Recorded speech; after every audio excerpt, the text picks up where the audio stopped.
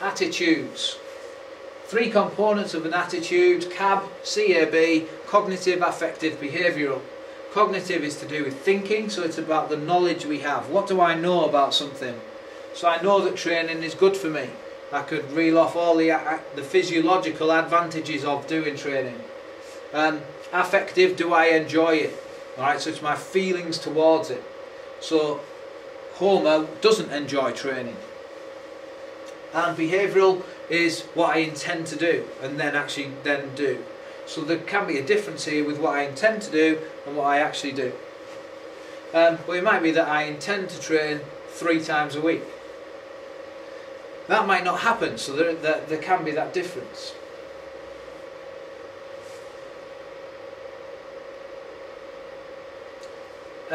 Influences on our attitudes, how are they formed? So normally we would talk about trait and social learning here. We're not going to in attitudes because they are entirely learned. Attitudes are learned. You're not born with an attitude. So they're learned, and we learn them from significant others in our lives. Parents have a massive effect on our attitude because they're with us in our younger years where we are more impressionable. Your peers can influence you, as can role models. So that's why we get role models to do campaigns that might influence people. The media, what's said on the TV, what's written in the papers, depending on what paper you read, alright? Things like propaganda and stuff like that shows that attitudes can be shaped by the media. And also, depending on my experience, so if I've had a positive experience, it's likely that I'll have a positive attitude towards something.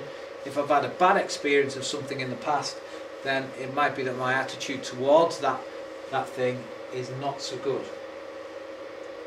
So if we've got someone with a bad attitude, what can we do? Can we change it? Alright, 2 main methods to change an attitude. Persuasive communication. So here it is what it says it is. Just going to talk to them, communicate with them, sit them down, chat to them about it. Can I try to persuade you to change your mind? So here, ideally the persuader might be an expert or some sort of role model, someone who's respected.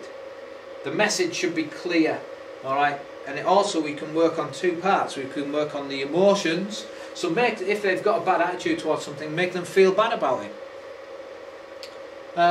We can also look at logic, so we can work on the cognitive component of their attitude. So here we're working on the different components of their attitude in order to try to change their mind.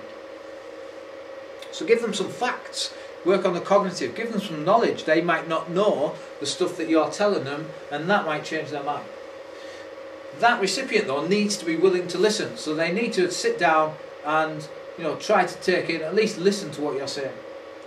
And the situation can also have an effect. So if you look at things like other people present, if they are helping you out, if they're agreeing with you, then we have a better chance of changing that person's mind.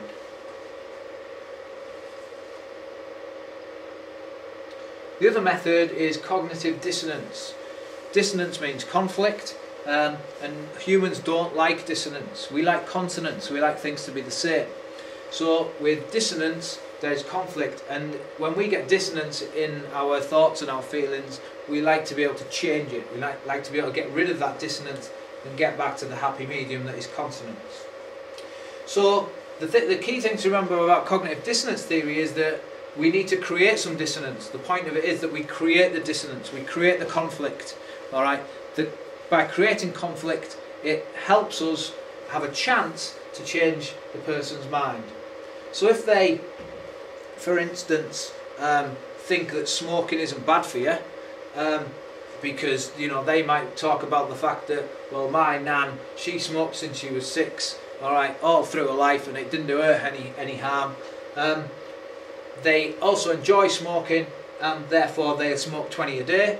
Then they're happy. They're never going to change their attitude towards smoking because they have consonance across all 3 parts of their attitude.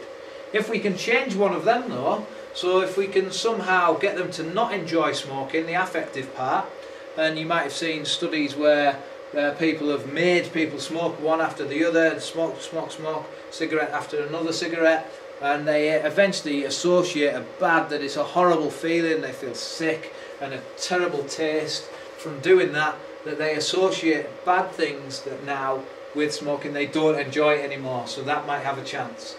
The other way is to give them some facts. Give them some facts. Well, actually, you say about that it doesn't do anyone any harm.